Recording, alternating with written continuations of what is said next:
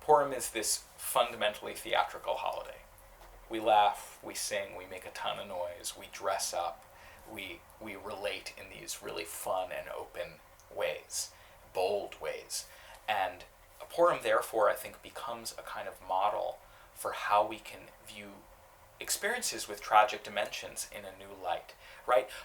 The Purim story is actually one that, yes, may end well for the Jewish people, but is also very difficult. There's threats of genocide. There is death at the end, even if it's not Jewish death. A lot of people die. There's unease. There's hiding. There's not being able to reveal who one is. I mean, it's very, very difficult.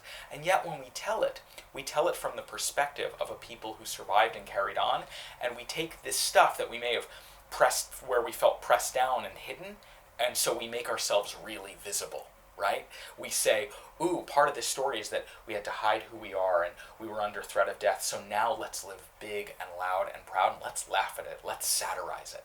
And I think this is a model for how we can take our own stories, I won't call them tragic stories, but stories that have tragic dimensions. Those things in our lives, even individually, where we say, you know, I was hurt or I felt threatened, and so I still carry that anxiety with me. I still worry that I could be hurt in that same way again.